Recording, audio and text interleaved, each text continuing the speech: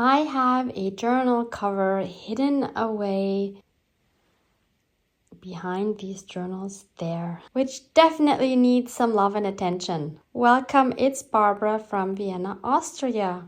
So let's go find this poor cover so that we can give it some love. It is hidden away back here. Let's have a closer look at this one. So here it is. I just realized that if a journal is just a cover without the insides, it's an it. But once the cover is filled, it becomes a she. Isn't that interesting? Have you ever thought about that? Is that the same with you, or is that just me? Anyway, I made this cover, I don't know how long ago, at least a year ago, I'd say. I will link the video of making this cover below this video. Oh, look how nicely my nails match today. That was not planned. Okay, totally sidetracked. And I used my Boho Birds digital kit on the front here. I used beautiful sari silk as a closure. And I really love the cover. And then we open it. And then we have two huge pockets in here. So this cover was made from an Amazon envelope like this. You can easily see how I made this by just creasing it here to form a spine, and then by cutting this shape out here to form these two flaps. And I thought at the time it would be really cool to have these two huge pockets because that's always fun, right? But it never felt right to add anything inside because there wasn't a lot of room. Do you see how far these two pockets are folding into the journal? So that just doesn't work. So I thought instead of just letting it collect dust on my shelf and being unhappy and lonely, I need to do something with this. And I think what I need to do is to completely get rid of this whole front layer here to start off with.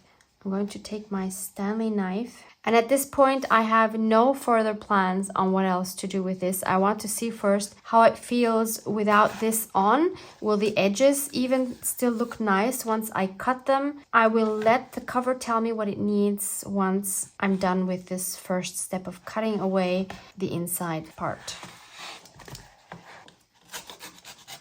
Okay, this works quite easily, so that's cool. I'm surprised how well this is working. I was expecting a little more resistance, but obviously the cover is so happy to let that part go that it's making my job very easy. Thank you, cover. Do you ever thank your projects?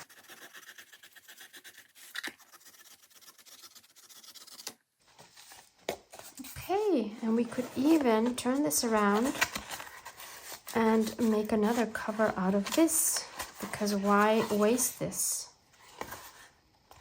So now we have this, and this is so much better already. Oh, this makes me happy. I think I'll take this out for now because it's in the way. I'll also take this tag out. And now these flaps also don't make sense anymore because there's no pockets. I could of course still leave them for decoration, but I'm not so keen on those. So let's take those off as well.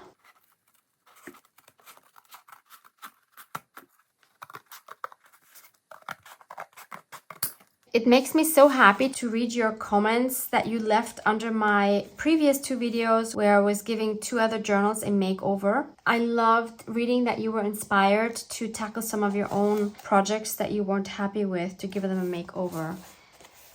Mission accomplished! Because what's the point in having these beautiful pieces of art standing on our shelves, or worse even, to give them a sad life living in a box, not being able to fulfill their destiny. I'm currently not sure what to do about this spine. I really love this. I love how it's dyed. I love the pattern of this lace, but the spine is quite thin, as you can see.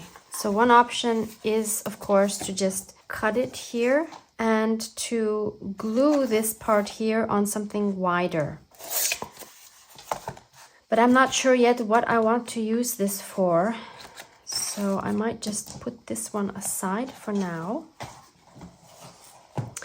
And think about this one here, because this one obviously now has a lot of potential.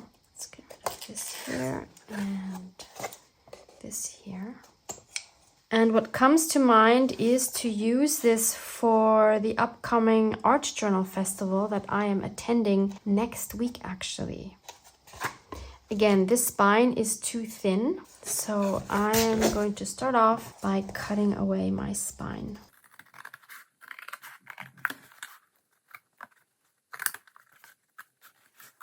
So last year I attended the first art journal festival in Vienna, and I made a little journal during the time of the festival. And this time we were asked to bring a journal to the festival itself. But the thing is that I don't really want to add anything to the cover yet, because I know this time we'll have some workshops as well where we're actually learning new techniques, I believe. And I want to add some things on the cover that are related to what I'm doing at the art journal festival. So I think this might be a great base for a cover onto which I can then just add whatever, because I can do anything on this cover. So I just need to think about the spine. And again, the question is, do I already make a spine, or do I first make all my signatures and then make the spine afterwards? Which would also give me the freedom to work on the signatures differently than if they were bound already. For example, I could add some machine stitching. Oh, decisions. I could just cover these insides for now. So I took a few minutes of brainstorming about what to do with this inside cover. My initial thought was to do the same technique as I've done here on the front by just adding some vintage book pages. Then I could add various colors to it like I did here. But then I thought, why don't I just add some fabric? So I took out my fabrics and I found two that are options for this. Maybe I should turn it around again so that we see the front. So I have this one, very sweet pastel colors, would fit beautifully to the front. And then there's this one, which totally does not fit here. It's very bold and loud, but I have the feeling that this one will work a lot better for an art journal than this one. This one, for the purpose that I have in mind for this journal, is too sweet and soft. So I'll use you another time. And this one, by the way, is from a series called Glyphs by the company eBond. And I got this from the German online store Quilting for You, which I will link below for you. So that's the same shop where I also purchased the beautiful Tim Holtz fabrics. I think it has to be this one. And we are still pretty flexible with the front, so I can always add some blues, and I definitely will need to add some gold because gold is the theme for the Art Journal Festival. And if you want to hear more about next week's Art Journal Festival and see what I'm taking with me and how I'm preparing for it, then stay tuned. Make sure you have your notifications set because I have a video coming on Tuesday with all of that. Let's turn this around and let's cut two pieces. So I'll cut a piece for the front and one for the back.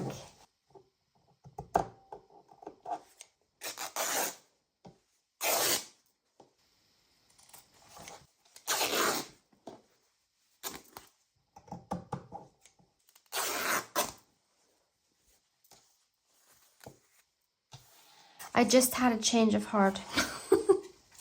I'm going to change this again. I'm actually going to cover these as well, because I also have this fabric here, which is from the same series, Glyphs by eBond.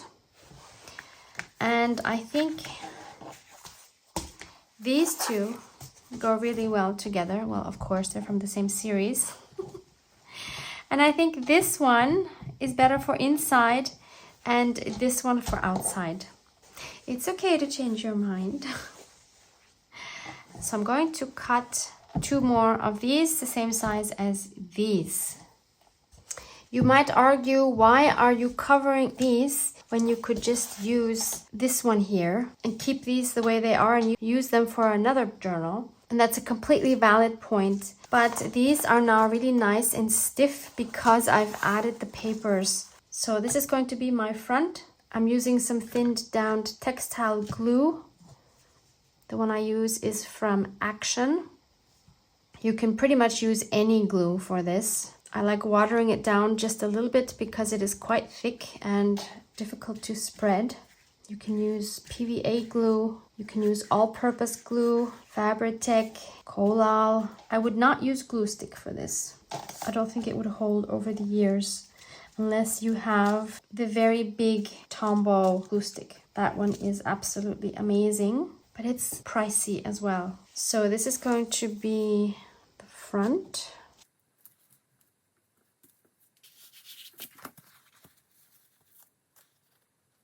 Thankfully, there is a little bit of wiggle room.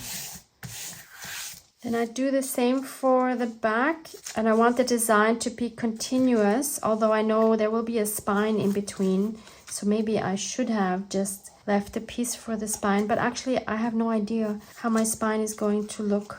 I'm really on the fence about making a spine or not, because on one hand, it's of course really nice to take a complete journal to the event, but on the other hand, that really makes me a lot less flexible. On the other hand, it might be a good challenge to deal with whatever I make now and then just see what happens. I really don't know.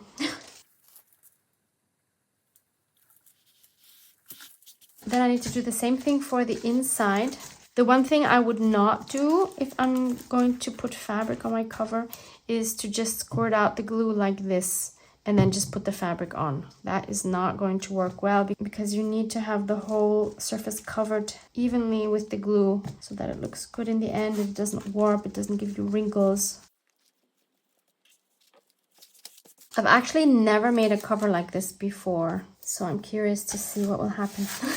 Now, you could just leave it like this, but I am of course going to add some stitching. We'll see what happens at the sewing machine. I don't know yet. So I've sewn around these twice with a wobbly stitch. One thing I should mention is that you should definitely wait until the glue has dried before you sew around, because you don't want your needle to get all gloopy with the glue. In my case, this happened naturally because my sewing machine kept getting stuck over and over and over again, and I couldn't figure out why. So that took me like about half an hour now. Thankfully, it's working again. I'm always so grateful when that happens.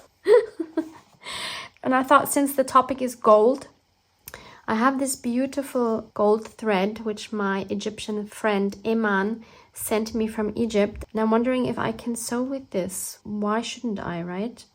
So I'm going to put this in my sewing machine and hopefully that will work.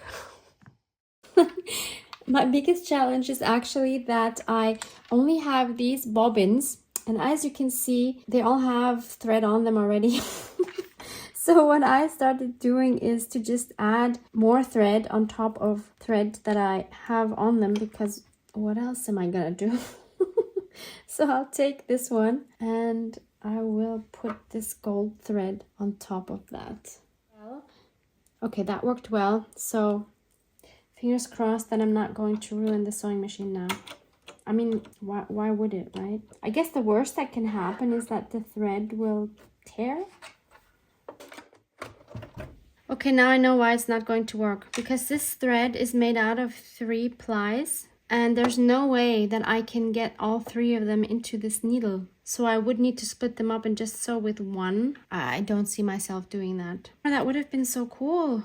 Okay, next best thing is this color here, which probably matches the colors here on the cover better anyway. Fine.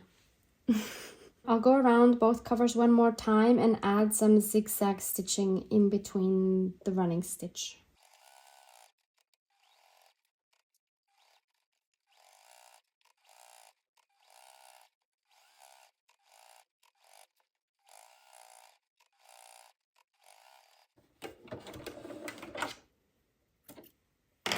So here are my front and back panels. I decided to go around twice with the golden beige thread. I really like the way it looks. Combination of the black and the beige. This is the back side, or the inside I should say. And I just realized, this goes like this, that I can make the spine. I was reluctant to make a spine because I didn't know how wide it needs to be, because I didn't know how many pages I'm going to add here. But even if I don't fill it at the Art Journal Festival itself, I can obviously still continue to work in it later. So I shouldn't be so hung up on that. So let me make a spine for this. So I'll take this part right here that has the brown here as my spine piece. And I'm currently really into making flexible spines. So I'm again going to use my canvas that I got from Action. Although I've been to 2 different Actions recently and neither of them had that. So maybe the Actions don't have that anymore. Let me know if you've recently been to one and they still have it. That would be interesting. But I know you can also get something like this on Amazon for sure. So let's take one of these sheets. These are also the sheets that you can print on. So now is the time to decide, how wide do I want this to be? It needs to overlap, obviously.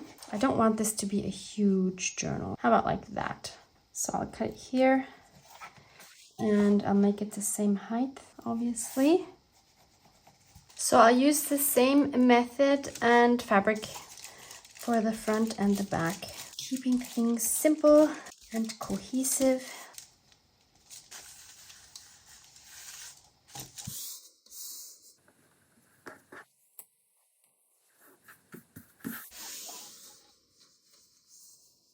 So I'm first going to sew around this, just like I did with both of my covers. Okay, that's what that looks like. And now I can just glue that onto my covers. This time I'm not thinning it down because I really want this to hold well, obviously.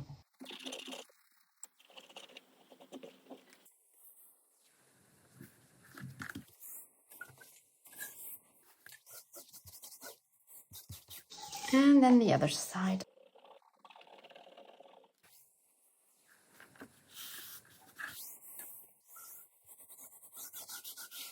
Okay, let's gently stand it up to see if it's in the right position. Yep, looks good. So that obviously needs to dry, but I'm happy with this. I think that will make a fun art journal. And I can sew the signatures in at a later time. And then of course I still have this one to play with at another time, but I'm much happier with this now. So 2 out of 1, how fun!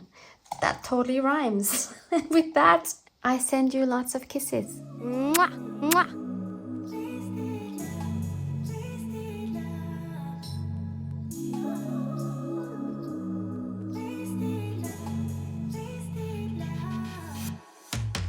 Come on over, let's pick up where we